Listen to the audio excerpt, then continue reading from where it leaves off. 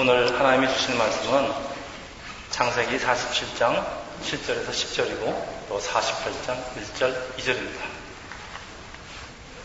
우리 지난 2시간에 걸쳐서 우리 야곱의 인생을 살펴보면서 이스라엘에는 이 야곱의 새 이름을 정의하였습니다. 첫째, 하나님과 겨루어 이기는 자. 그리고 둘째, 하나님을 신뢰하는 자입니다. 하나님과 겨루어 이기는 자라는 새 이름은 야곱의 끈질긴 기도의 결과가 아니고 야곱을 태중에서부터 택하시고 복을 주시려고 야곱의 일생을 따라다니신 하나님 열심의 소산인 것입니다. 둘째, 이스라엘은 하나님을 신뢰하는 자라는 또 다른 의미가 있는데, 우리가 하나님을 알게 될 때 신실하신 하나님을 발견하고 그런 하나님을 신뢰하게 되고 우리의 삶을 하나님께 온전히 맡길 수 있다는 그렇게 말씀을 드렸습니다. 이제 야곱의 나이 130세입니다. 애굽의 왕 바로가 보낸 수레를 타고 애굽으로 오게 되고 야곱은 그동안 죽었다고 생각했던 아들 요셉과 눈물에 상보를 하게 됩니다. 그리고 오늘 본문 47장 7절입니다. 요셉이 아버지 야곱을 바로에게 소개하는 장면입니다.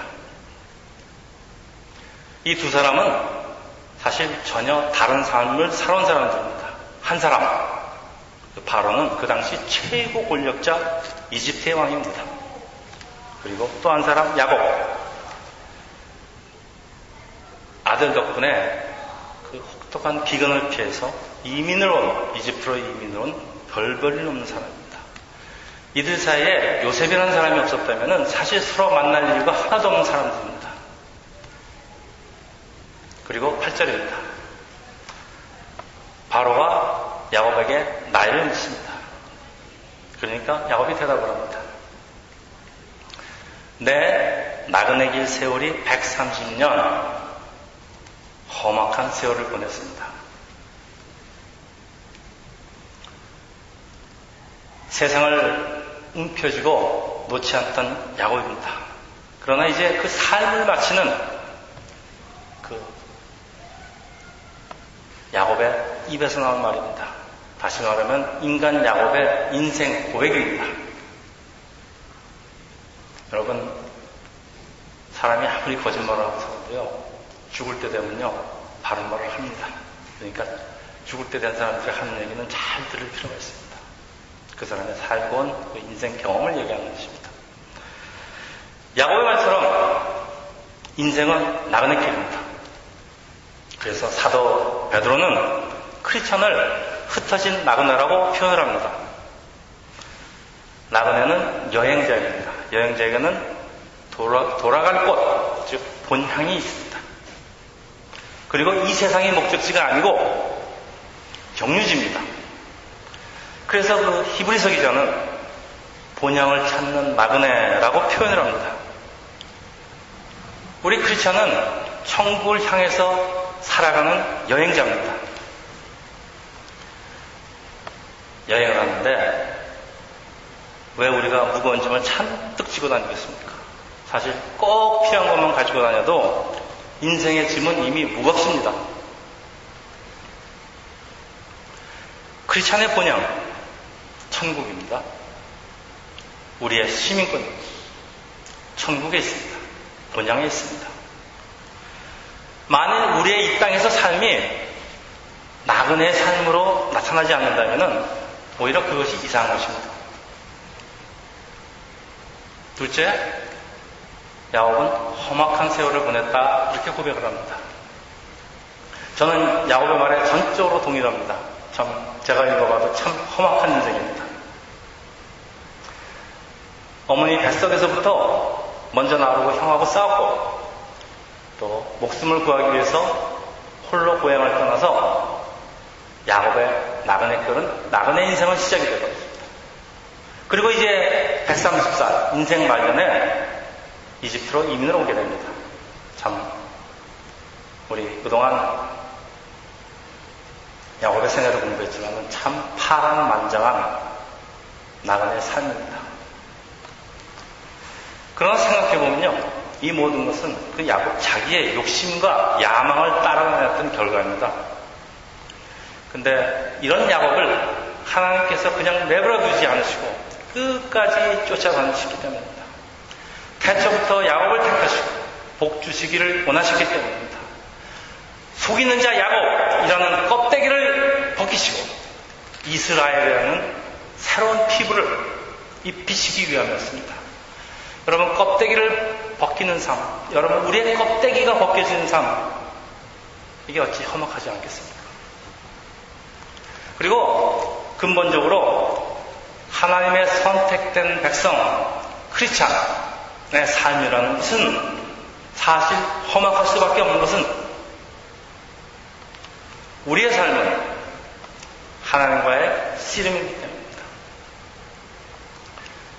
세상적인 눈으로 볼 적에는 참 피곤하게 보일 수도 있습니다. 그렇지만은 그것이 복받은 삶입니다.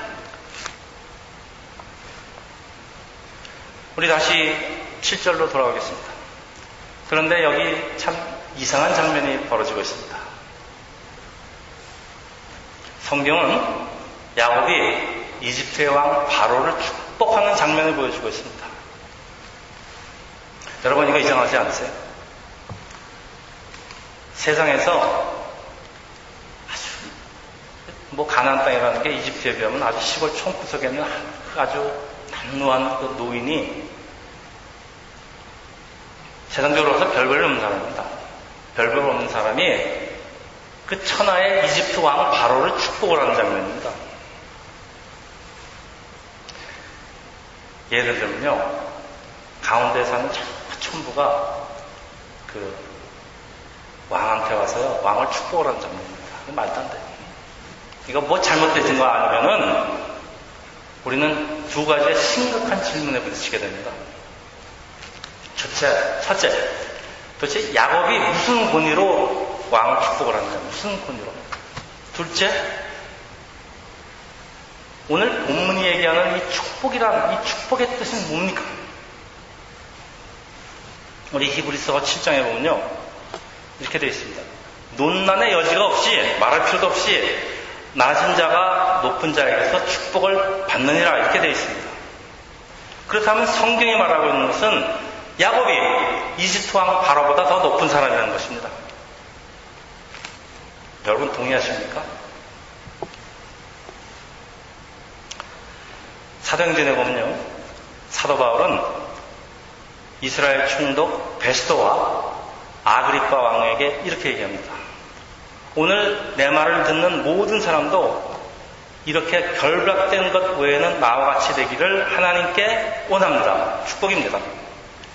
사도 바울은 죄수로 묶여 있었습니다. 묶여 있는 죄수가 이스라엘 총독 또 왕을 축복하는 장면입니다.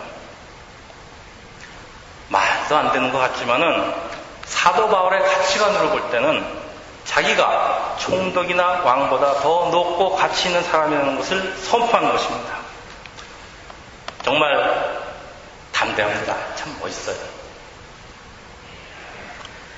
그러나 이것이 성경이 말씀하고 있는 세계관이고 가치관인 것입니다. 이제 우리는 이 축복의 권위가 어디서부터 오는 건지 알 수가 있습니다. 야곱이 당당하게 바로를 축복할 수 있는 것은 그 권위는 하나님께로부터 오는 것입니다. 야곱은 약속의 아버지입니다. Father of Promise. 그래서 야곱은 바로를 하나님의 선지자의 권위로 축복을 하는 것입니다. 개인 야곱이 애굽의 왕을 축복하는 것 같아도 사실 이스라엘이 애굽을 축복하는 것입니다. 왜냐? 애굽은 세상, 이스라엘은 하나님의 택하심을 상징하기 때문입니다. 세상적으로 아무것도 가지지 않는 이스라엘, 그러나 하나님의 선택받은 지방 이스라엘이 모든 것을 가진 듯 보이는 세상을 축복을 합니다. 여러분, 우리는 3시간에 걸쳐서 이스라엘은 야곱의 새 이름을 가지고 씨름을 하고 있습니다. 그리고 우리는 이렇게 이해해 왔습니다. 야곱 변하지 않는 모습, 이스라엘 변한 모습. 그래서 세월이 흐를수록 야곱이라는 이름 대신에 이스라엘이라고 부르는 경우가 많아지는 것으로 봐서 아마도 야곱의 성품이 점점 성화되고 있는, 그렇게 보입니다. 그리고 우리 전번 시간에 했듯이 야곱이 베냐민을 놓는 순간에 성경은 야곱을 드디어 이스라엘이라고 선언한 듯도 보입니다. 이제 야곱의 드라마는 끝이 납니다. 근데 저는 아주 흥미로운 것을 발견합니다. 오늘 48장입니다. 우리는 생을 마감하는 야곱의 모습을 보고 있습니다. 2절입니다. 제가 읽겠습니다. 어떤 사람이 야곱에게 말하되 내 아들 요셉이 내게 왔다 하며 이스라엘이 힘을 내어 침상에 앉아. 이것은 요셉이 두 아들을 데리고 야곱 할아버지를 문병하는 장면인데, 근데 여기 참 이상합니다. 어떻게 한 문장 속에 야곱 그리고 이스라엘이라는 이름이 동시에 사용되고 있습니다. 왜 그랬을까요? 야곱 변하지 않는 이스라엘, 변한 야곱입니다.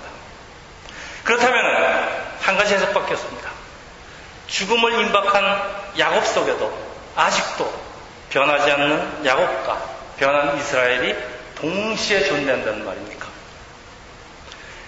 그렇다면 하나님께서 야곱을 죽을 때까지 쫓아다니셨는데 하나님께서 결국 하신 일이 별로 없으시다는 말씀 같은데 사실 그런 게 아니고요.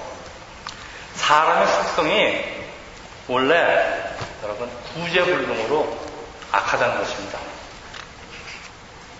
여러분께서는 사도 바울을 어떻게 생각하시는지 모르지만 저는 사도 바울에게 완전히 반한 사람입니다. 근데 이런 사도 바울 같은 분도 한탄을 합니다. 우리 로마서 8장 21절 아주 유명한 구절인데요. 제가 읽겠습니다. 내가 한 법을 깨달았느니 선을 행하기 원하는 나에게 악이 함께 있는 것이다. 내 속사람으로는 하나님의 법을 즐거워하되 내 지체 속에 있는 죄의 법으로 나를 사로잡아 온도다. 그리고 24절 우리 아주 유명한 구절입니다. 오호라 나는 건강한 사람이로다. 이 사망의 몸에서 누가 나를 건져내라. 어떤 신학자들이요 이 말씀을 이건 변하기 전에 바울의 모습을 말한다라고 해석을 했다가 다른 신학자들한테요 기독교 신학의 기초의 기초도 모르는 아주 바보 같은 해석이라고 아주 몰매를 맞았습니다. 에베소서 2장 말씀대로 아무리 우리가 변하고 번여도 우리는 본질상의 진노의 자녀입니다. 비록 우리가 예수 안에서 늙어서 우리의 삶이 다 할 때까지 그 순간까지도 우리는 진노의 자녀입니다. 그렇기 때문에 구원이 은혜인 것입니다. 크리스천에게는 변하지 않는 야곱과 변한 이스라엘이 동시에 존재한다는 말입니다. 그래도 크리스천이니까 두 가지가 존재하죠. 크리스천이 아는 사람한테는 변한 이스라엘은 존재하지도 않습니다. 그러니까 우리 크리스천은 세상 사람보다 조금 낫습니다. 언제까지 우리가 이 두 가지 속성이 우리한테 존재할까요? 마지막 날, 우리 오늘 찬양 불렀죠? 마지막 날 우리가 새로운 육신을 입고 부활을 하게 될 때, 그때까지 우리는 죄인인 것입니다. 사람의 속성은 근본적으로 죄인이기 때문입니다. 단지 용서받은 죄인이죠. 이제 모든 것이 분명해집니다. 그동안 이 성경 기자는 특별한 의미를 가지고 특별한 목적을 가지고 야곱과 이스라엘 두 가지 이름을 같이 사용하고 있었던 것입니다. 그렇다면 이스라엘이 성화되는 야곱, 변한 야곱이라는 말씀 외에도 또 다른 중요한 의미가 있다는 말씀입니다. 우리가 3시간에 걸쳐서 씨름하고 있는 이 이스라엘이라는 또 다른 뜻은 무엇인가요? 오늘 그 본문 2절에 힌트가 있습니다. 제가 읽겠습니다.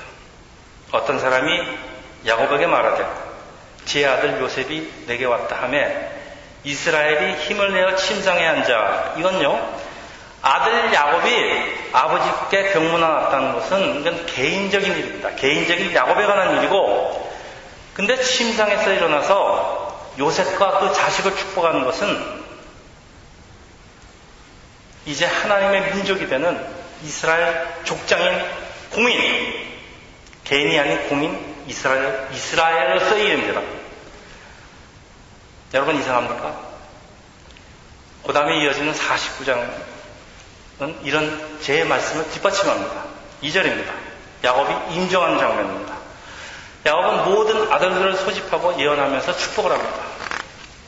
제가 또 읽겠습니다. 너희들은 모여 들어라. 야곱의 아들들아, 너희 아버지 이스라엘에게 들을지어다. 야곱의 아들들아, 아버지 이스라엘에게 들을지어다. 말씀 어렵습니다. 제가 다시 번역하겠습니다. 야곱의 아들인 너희들, 그러나 지금부터는 이스라엘의 12지파를 대표하는 자들아 들을지어다. 아직도 부족한 것 같아서 조금 더 번역하겠습니다. 나는 너희들의 아버지 인간 야곱이다. 그러나 나는 하나님이 선택하신 민족 이스라엘의 아버지라는 말씀입니다. 이스라엘, 이제 이것은 더 이상 한 개인의 이름이 아니라는 말씀입니다. 그렇습니다. 아브라함, 이삭 그리고 야곱으로 이어진 하나님의 축복은 이스라엘이라는 민족, 나라를 그 역사를 통해서 이어갑니다. 그리고 예수를 통해서 교회로 이어지면서 그리고 새 하늘과 새 땅으로 이어집니다. 야곱의 인생은 이스라엘이라는 나라와 민족의 역사를 예표하고 있습니다. 보십시오. 애굽으로 이민 온 야곱의 가족 70명입니다. 애굽에서 400년이 지나면서 아주 큰 민족으로, 장정만 60만이라는 큰 민족으로 성장하고 출애굽해서 적과 꿀이 흐른다는 가나안 땅으로 들어가고 이스라엘이라는 국가를 이루게 됩니다. 그리고 이스라엘 속에서 하나님의 약속과 축복은 그 다음 세대로 계승이 됩니다.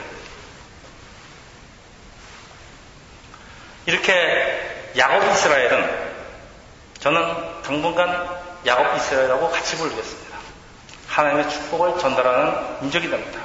그리고 하나님의 계획을 이 축복의 땅에서 완성하는 책임이 주어집니다. 이제는 개인 작업이 아니고 하나님의 뜻을 같이 수행하는 사람들의 집단, 즉 이스라엘이라는 공적인 이름을 말씀합니다. 커뮤니티 컴퍼니 오브 피플입니다. 그리고 이스라엘의 상징적인 이름 크리스찬이라는 이름은 우리 안디옥 교회에서 처음으로 사용됐다고 성경 말합니다. 작은 예수라는 뜻입니다. 이것은 작은 예수, 우리 한 개인에 붙여진 이름이 아니고 크리스찬 모두에게 이 세상에 하나님의 축복을 전하는 사명이 주어졌다는 것입니다. 크리스찬이라면 하나님의 동역자로서 하나님의 축복을 우리 이웃에게 전달하는 책임과 사명이 있는 그런 공인이라는 말씀입니다. 48장입니다. 야곱 이스라엘은 요셉의 두 아들 에브라임과 므낫셋을 아들로 선언합니다. 두 사람은 야곱 이스라엘의 손자이지만은 아들로 간주해서 이스라엘 12지파 시조의 두 지파로서 참여하게 되는 것입니다. 여러분 참고로 레위지파는 나중에 제사장 지파로 땅을 분배받지 않고 각 지파에 흩어져서 제사장 역할을 하게 됩니다. 따라서 레위지파는 12지파에서 빠지게 됩니다. 대신 야곱의 두 아들 요셉도 빠집니다. 요셉의 두 아들 요셉과 레이를 대신해서 12지파의 시조가 되는 것입니다. 그리고 오늘 본문의 12절입니다. 여기 아주 흥미있는 장면이 소개되고 있습니다. 이스라엘은 요셉의 두 아들을 마지막으로 축복을 합니다. 근데 축복을 할 때 오른손에 장자, 왼손에 천안 이렇게 축복을 하는 게 원칙인데 두 발을 업 바꾸어서 오른손으로는 찬암, 둘째 아들, 왼손으로는 장자, 머리에 얹고 축복을 합니다. 이것은 우리 창세기 27장에서 우리 첫 시간에 배웠듯이 이삭이 야곱을 에서 대신에 장자 축복을 하는 것과 비교가 되는 장면입니다. 에서는 자기 아들 야곱에게 속아서 차남인 야곱에게 장자 축복을 하는데 지금 여기서 야곱은 고의로 바꾸어서 장자 축복을 합니다. 그러니까 요셉이 순서가 바뀌었거든요. 그러니까 아버지한테 고쳐줍니다. 그래서 아버지 그게 아니고 이렇게 하지 말고 팔을 이렇게 하세요. 이렇게 고쳐주니까 이스라엘 야곱이 뭐라 그러는가 하면요. 나도 안다 내 아들아 나도 안다 나도 알아. 그러나 그의 아우가 그보다 더 큰 자가 되리라고 그렇게 말을 합니다. 이거는 늙어서 130살이라고 늙어서 눈이 안 보이는 그 늙은 노인의 실수가 아닙니다. 이삭이 속아서 한 축복은 실수입니다. 그렇지만 이거는 야곱은 실수가 아닙니다. 야곱이 바꾸어서 하는 장자 축복은 자기의 뜻이 아니고 하나님의 뜻이라는 얘기입니다. 야곱은 그의 인생을 마감하면서 세상적인 장자 축복의 관습을 따르지 않고 하나님의 뜻을 온전히 실행합니다. 그리고 15절 야곱의 죽으면서 하는 고백입니다. 신앙 고백입니다. 들으셔보십시오. 내 조부 아브라함, 아버지 이삭이 섬기던 하나님, 나의 출생부터 지금까지 나를 기르시고 돌보신 하나님, 이런 야곱의 신앙 고백입니다. 이제는 야곱이 하나님을 신뢰하고 순종하는 이스라엘로 변한 것을 선언합니다. 여러분, 사람이 죽을 때, 임종할 때 하는 말이 참 중요합니다. 자기 평생을 살아오고 깨닫고 느끼고 자기가 그렇게 믿고 하는 것을 간증입니다. 자기 자손들에게 전하는 말입니다. 그래서 굉장히 중요합니다. 그래서 우리가 부모의 임종을, 저는 불행하게도 저희 아버지, 어머니 두 분의 임종을 지키지 못했습니다. 그렇지만은 참 임종을 지키려고 하는 것은 아버지, 자기 어머니, 자기 조상의 마지막 유언을 들으려고 하는 것입니다. 이제 야곱의 이야기를 총정리하면서 축복의 정의를 제가 다시 내리려고 합니다. 우리 창세기 27장에 이삭은 야곱을 축복합니다. 축복의 내용은 이렇습니다. 28장 제가 읽겠습니다. 하나님은 하늘의 이슬과 땅의 기름지며 풍성한 곡식과 포도주를 내게 주시기를 원하노라. 만인이 너를 섬기고 열국이 너에게 굴복하리니 내가 형제들의 주가 되고 네 어머니의 아들들이 내게 굴복하며 너를 저주하는 자는 저주를 받고 너를 축복하는 자는 복을 받기를 원하노라. 이 축복은 세상적인 권세에 대한 것이 아닙니다. 여기서 말하는 땅의 기름짐은 우리 삶 속에서 풍요로움, 우리 삶 속에서 만사형통을 얘기하는 것이 아닙니다. 야곱이 그건 줄 알고 자기가 속여서 아버지한테 받았지만은 그게 아닙니다. 이것은 젖과 꿀이 흐르는 가나안 땅, 더 나아가서는 우리가 장차 가서 살게 된 새 하늘과 새 땅을 상징합니다. 열국이 굴복하고 만인이 주님이라고 부르는 것은 우리 복음성과 찬송가에 수도 없이 나오는 우리 예수에 관한 예언입니다. 하나님께서 아브라함에게 약속했던 것, 그것이 야곱으로 이어지는 것입니다. 다시 말해서 야곱의 축복이라는 노래 아시죠? 야곱의 축복은 이스라엘로, 교회로, 그리고 새나라 새 땅으로 이어지는 하나님의 인류 구원의 축복을 말씀하는 것입니다. 하나님께서 하신 일은 우리로서는 정말 짐작하기 어려운 그 신비로 가득 차고 있습니다. 사실 야곱은 장자 축복을 도둑질할 필요가 없었습니다. 그럴 필요가 없었습니다. 하나님께서는 축복의 전달자로서 야곱을 미리 택하셨기 때문에 하나님의 뜻은 야곱의 행동에 관계없이 이루어졌을 것입니다. 그리고 큰 자가 어린 자를 섬기라고 하신 리브가에 하신 하나님께서 리브가의 질문에 답변하신 하나님의 예언인데요. 이것은 리브가가 야곱과 자기 아들 야곱과 공모해서 자기 남편을 속이고 장자 축복을 가로챈 것은 리브가가 하나님의 예언을 실행한 것이다 라고 해석을 하면서 리브가의 행위를 정당화하는 사람도 있습니다만은, 그리고 세상은 결과가 좋으면은 그 방법의 옳고 그름을 따지지 않고 박수를 보내지만은, 그러나 목적은 수단을 정당화시키지 않습니다. 결과는 수단을 정당화시키지 않습니다. 하나님의 뜻은 언제나 하나님의 섭리 안에서 정당한 방법으로 이루어집니다. 하나님은 옹수 쓰시는 분이 아닙니다.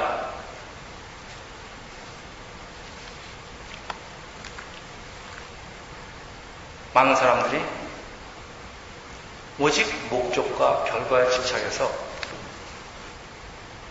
수단을 무시하는 경우가 너무나 많습니다.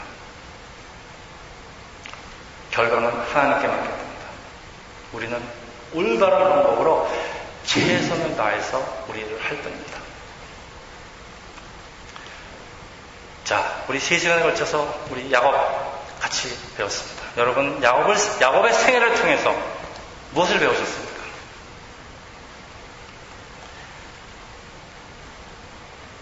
저는 아주 가장 중요한 사실을 하나 배웠습니다.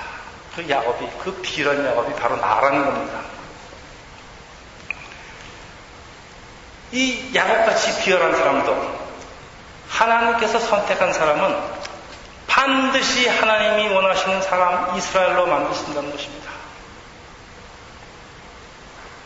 이거는 야곱의 운명이 그렇게 되어 있다는 것하고는 다릅니다. 사람들은 우리 장로교에서 예정론을 마치 운명론인 것처럼 생각해서 우리의 구원은 이미 정해져 있는 사실이다, 그렇게 얘기하면서 하나님의 은혜를 아주 가볍게 생각하는 것 같습니다. 그러나 이런 예정론의 밑바닥에 깔려있는 것은 하나님의 열심입니다. 우리가 하나님의 축복을 받을 자격이 있어서 축복을 받는 것도 아니고, 우리가 정해진 우리의 운명이 그렇기 때문에 그런 것도 아니고, 저 비열한 야곱 같은 사람이지만 하나님께서 애초부터 선택하시고 예정하시고 약속하셨기 때문에 하나님께서는 하나님의 약속을 지키시려고 우리의 인생을 끝까지 따라다니면서 쫓아다니면서 야곱 같은 우리를 이스라엘로 만드시는 것입니다. 이것이 성경에서 말하는 예정론입니다. 예정론이 값싸게 얻어지는 것이 아닙니다. 하나님 열심의 토산입니다. 그런 하나님의 열심이 우리의 삶을 끈질기게 쫓아다니기 때문에 우리의 삶은 험악할 수밖에 없습니다. 야곱의 일생은 출생부터 하나님과의 씨름이었습니다. 형에서 외삼촌 라반과의 싸움도 결국은 하나님과의 싸움이었습니다. 하나님이 형에서와 그 삼촌 라반을 사용하셨기 때문입니다. 야곱을 이스라엘로 만든 것은 야곱의 끈질긴 기도 그것이 아닙니다. 하나님의 언약, 말씀, 열심이었습니다. 하나님의 언약이 열심히 야곱의 일생을 통해서 야곱과 함께 하기 때문에 야곱은 이스라엘이 될 수밖에 없는 것입니다. 이스라엘을 통한, 그리고 교회를 통한 인류 구원 계획을 이루기 위해서입니다. 참 끈질기신 하나님이십니다. 하나님을 감동시키고 하나님 보좌를 흔드는 그 끈질긴 기도는 나의 욕심을 하나님께 끈질기게 졸라대는 것이 아니요, 모든 상황 속에서 이런 하나님을 신뢰하고 우리의 미래를 하나님께 끈질기게 맡기는 것입니다. 이제 우리는 이스라엘을 다시 정의합니다. 이스라엘은 하나님과 겨루는 자, 이스라엘은 하나님을 신뢰하는 자, 그리고 이스라엘은 하나님의 교회입니다. 하나님의 축복을 세상에 전달하는 사람들의 모임입니다. 하나님의 뜻을 이 땅에 이루는 사람들의 모임입니다. 하나님을 온전히 신뢰하면서 하나님의 뜻을 위해서 나를 비우고 순종하는 사람들의 모임입니다. 우리가 이루고자 하는 소망, 비전보다는 무엇보다도 먼저 겟세마네 동산의 예수님의 기도를 구해야 합니다. 나의 원대로 마옵시고 아버지 원대로 하옵소서. 이제 제 말씀을 정리합니다.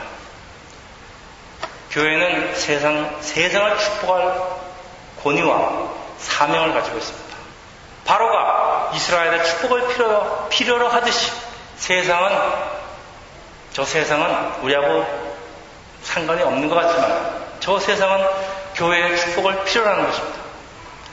세상의 힘이 아무리 커 보이더라도 그래서 하나님의 교회는 당당해야 됩니다. 담대해야 됩니다. 그리고 교회로서의 사명을 온전히 다 이루어야 합니다. 오늘은 성령 강림 주일입니다. 예수님 부활승 전하시고 50일 만에 마가의 다락방에서 강림하셨습니다. 성령님이 강림하셨습니다. 그리고 예수님의 교회는 시작이 됐습니다. 그래서 교회는 성령의 음성에 민감해야 됩니다. 성령의 뜻에 민감해야 됩니다. 우리 교회의 가장 시급한 사명입니다. 여러분, 이 사명이 잘못됐으면 교회는 바로 설 수가 없습니다.